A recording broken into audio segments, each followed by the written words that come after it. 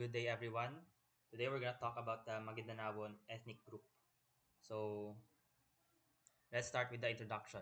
So, the Magindanaon comes from the local terms Magig and Danao, which literally means people of the floodplain. The Magindanaon occupy the basin of the Pulangi River, particularly the southern fork of the river that flows towards Ilana Bay. So, the Maguindanao also are classified into the four major subgroups based on their location relative to the Pulangi River. We have the Tagalaya, those along the upper valley of the river, the Taga-Ilod, those along the lower valley of the river, Taga-Biwangen, those on the left side of the river, and lastly the Taga-Kawanan, which are on the right side of the river.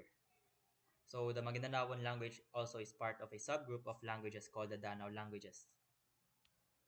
So next is the history of the Maguindanaoan people. Let's start for Sharif Muhammad's Kabungsuan's arrival. So in the early 15th century, Kabungsuan, an Arab Malay preacher, introduced Islam to the Maguindanaoan people and established the Sultanate of Maguindanao. Next is the Sultan Kudarat's leadership. So in the 17th century, they formed an alliance of Muslim groups, which are composed of Maguindanaon, Maranao, and Tausug, to resist Spanish colonization. Where in the Spanish conflicts, there are two failed Spanish expeditions, which are in 1579 and 1637, and the Spanish withdrawal in 1663 allowed Kudarat to reconsolidate power. Next is the decline of the Sultanate. So civil war and internal divisions weakened the Maguindanaoan Sultanate in the 18th century, leading to reliance on Spanish support. Next is the American colonization. In 1899 to 1913, there was an agreement that recognized Muslim authority but include Moro lands in the Treaty of Paris. This was the Bates Agreement in 1899. Next is there was an American rule established in the Moro province, introducing new political and social and also economic structures. Next is the Muslim resistance in 1905 to 1930s. So leaders like Dato Ali resisted American policies, and by the 1920s, Muslim dissatisfaction grew as power shifted to Christian Filipinos. Next is the rise of the Moro National Liberation Front, or the MNLF in 1969. This was led by Nur Miswari, aimed to establish a Bangsamoro Republic, marking the beginning of organized Muslim separatist movements. Next is the Autonomous Region of Muslim Mindanao, or ARMM in 1989. This was formed following the Tripoli Agreement of 1976. The first ARMM government was established in 1990. So there was a recent peace efforts regarding this, which are the continued conflict with the Moro Islamic Liberation Front, or the MILF. It was a breakaway group from MNLF.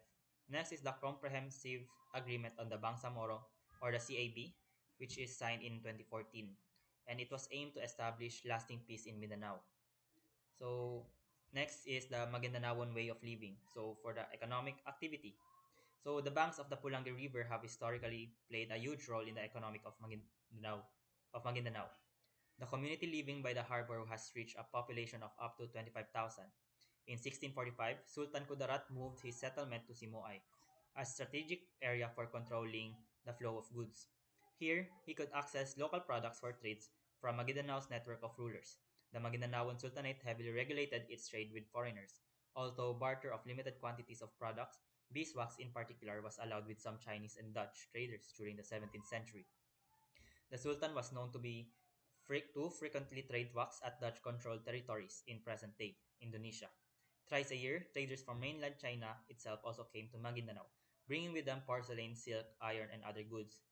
In turn, they took wax, tortoise shells, bird's nests, dried betel nuts, and even slaves back to China. From 1615 to 1670, the Dutch also heavily imported rice from Maguindanao to supply their colony.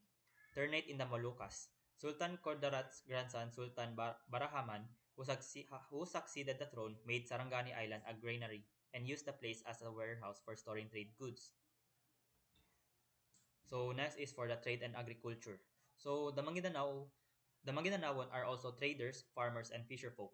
They produce and sell brassware, trays, urns, and other native crops. The excellent climate of the region makes farming a dominant economic activity with rice, corn, and mungo beans as the main crops.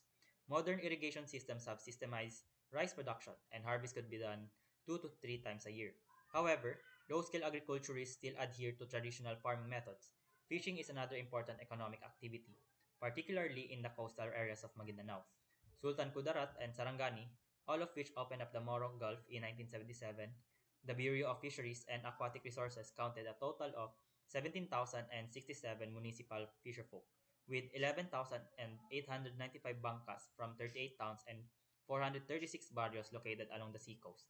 The overall geographic area of central Mindanao, where Maguindanao sits, is largely dependent on agriculture, and its major agricultural products are rice, corn, coconut, pineapple, asparagus, cassava, sugar and sugarcane, and rubber.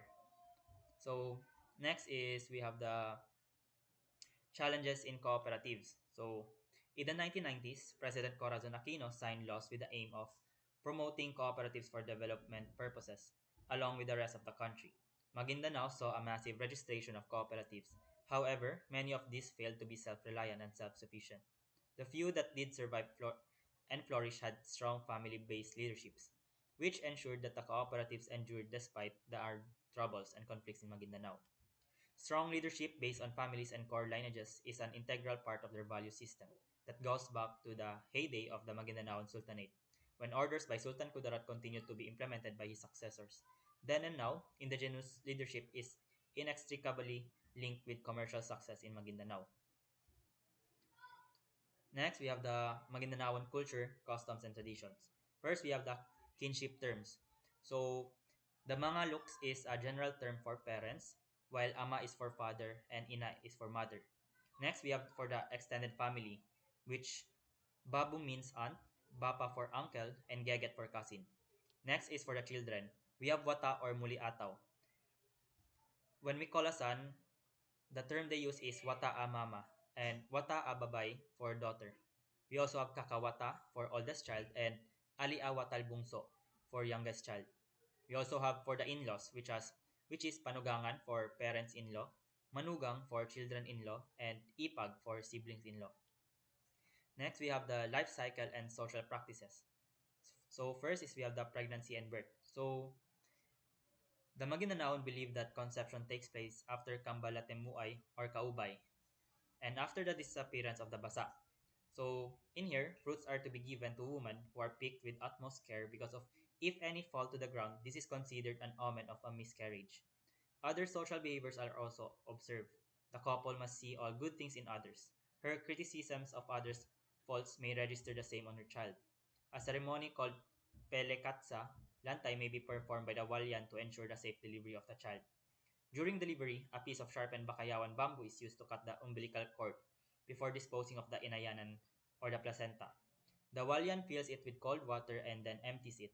This is believed to temper the child's action when older. The water inside the placenta is believed to fill the child's life with success. Next is we have the social and political systems. So, the Maguindanaoan social and political systems revolves around a hierarchical structure known as maratabat or social ranking. Historically, society was divided into several classes. The datu or the nobles, sakop or the free people, and ulipon for the servants and slaves. These rankings were numerically represented, with the highest ranks belonging to royalty and the lowest to those outside the system, such as chattel slaves or the banyaga. This system played a key role in marriage, negotiations, and social interactions. Today, the class distinction remain with the datu, sakop, and indentured servants, who are largely descendants of ulipon. So, Maguindanaon leaders including sultans and datus trace their lineage to Sharif Kabungsuan. He was believed to be a descendant of the Prophet Muhammad. The Numatu class, or the lesser nobles, is considered to have mixed heritage, often from intermarriage with non-royalty. The Sakop class refers to free people loyal to a datu but with no noble claims, while Ulipon refers to individuals temporarily serving due to debts or legal sentences. So here we also have the political elite, wherein it is divided into three groups: the traditional, or the Sultan and Datu, also the secular, for educated professionals, and religious, which are the priests, judges, and teachers. The traditional elite still holds significant influence through their formal power has, though their formal power has diminished. So next, we also have the death and burial customs. So Maguindanaoan death and burial practices are defined by both their Islamic and indigenous beliefs. The corpse is cleaned, wrapped in a white cloth, and buried in a tarking or a grave. It is about 1.8 meters deep, with a plain wood placed as partition between the corpse and the soil. Because of their belief in the body's resurrection, the top is not cemented. Pouring water over the tarking completes the burial.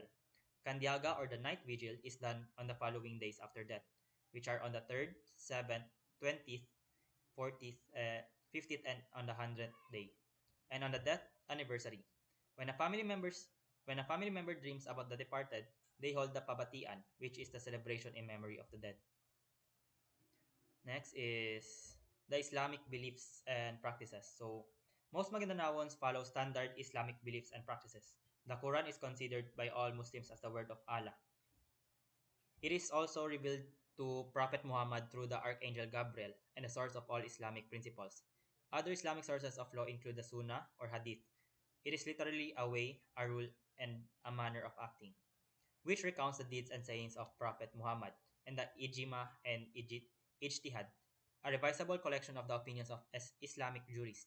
The Maguindanaoan believe in the six articles of the Islamic faith: the oneness of Allah, the angels of Allah, the books of Allah, and all the prophets of Allah, Judgment Day, and Allah as the sole source of the power of good deeds. So the Maguindanao also adheres to the five pillars of Islam, which are faith in one God and the four obligations of praying, almsgiving, fasting, and pilgrimage to Mecca at least once in one's lifetime.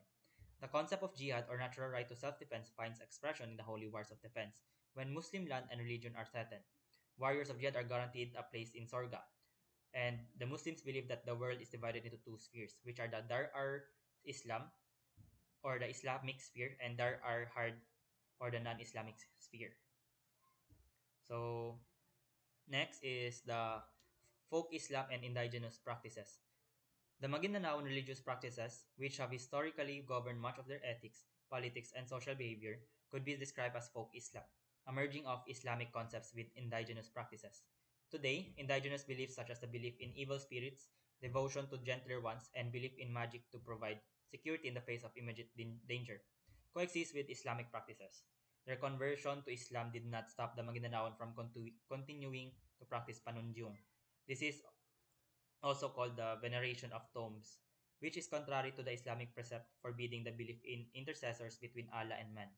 The Magindanaoan reconcile these the Magindanaoan reconcile these seeming contradictions in their faith by believing that their ancestors can ask Allah for help on their behalf.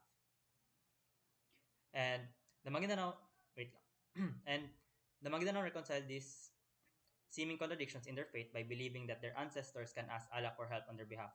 Panunjung is not an elaborate ritual, being limited only to the kin of the venerated ancestor. Simple offerings of basic food items are laid by the tomb, and Islamic prayers are uttered. It is customarily done during Sapar, the second month of the Islamic calendar. Panunjung, however, is now on the wane. Next, we have the rituals and practices. Linked with their indigenous belief in ancestral spirits is the Maguindanaoan belief in other unseen spirits and in possession. The unseen spirits that populate the Maguindanaoan universe include the Aruak, or the spirits of the dead, who will bother the living if they are not given proper funeral rites. We also have the Laping, or twin spirit, who must be respected. And lastly is the frightening Gim, or jinns. They can cause death and are seldom appeased by offerings. These form the basis of pag-ipat, a pre-Islamic ritual against disease. The pag-ipat may be held when someone falls ill, although some families may hold the pag-ipat every 4 years to ward off the illness. So, during the pag-ipat, the pentompan or the healer priest dances for several hours in a trance, just like the picture here in the PPT. So, they dance for several hours in a trance after he or she is possessed by the spirit causing the illness. Outside the house, ritual objects are spread around for the pag-ipatsa, tonong, or literally to heal with food offerings to the spirits. Sugar cane standing on the ground prop of the sabakan, a makeshift shelf on which are laid food offerings such as rice cakes, hanging from nearby bamboo trees are the lalag or rice cakes intended as food offerings for the spirits, but which children are allowed to take. The centerpiece is the tinatao ni Talabusaw, a human likeness of the illness-causing spirit. It is made out of a banana trunk to which chicken feathers, entrails, and blood are attached. Binudto or offering for Saitan sa lupa or Satan of the earth, are laid on wood tree stumps, offering for Satan sa langit. These are also laid out on another spot in the same area. A wealthy family can hold pag-ipat for up to 7 days. An abridged version is the ubad, which lasts for only half a day. Although none of the essential components of the rituals are omitted, the pag-ipat is never held on a Friday when Muslims must attend their congregational prayers at the mosque. So here is the detailed summary. History. So origins, the Maguindanao, or meaning people of the flood. Next is the Islamization, the arrival of Sharif Muhammad. Next is the resistance to colonialism, wherein the Maguindanao resisted both Spanish and American colonial rule. Next are the armed conflicts, wherein the Jabida massacre in 1968, and peace efforts, the signing of the comprehensive agreement on Bangsamoro. Here, for the social and political system, the Maratabat, traditional leadership, colonial impact, ARMM, and paramilitarities and violence. Here also for the culture, customs, and traditions. The kinship terms, which we discussed earlier, the life cycle rituals for birth, circumcision, marriage and death, courtship and marriage, death and burial. We also have for the religious beliefs and practices, wherein we have the Islamic faith, folk Islam, pag-ipat, and kanduli. And that's all. Thank you.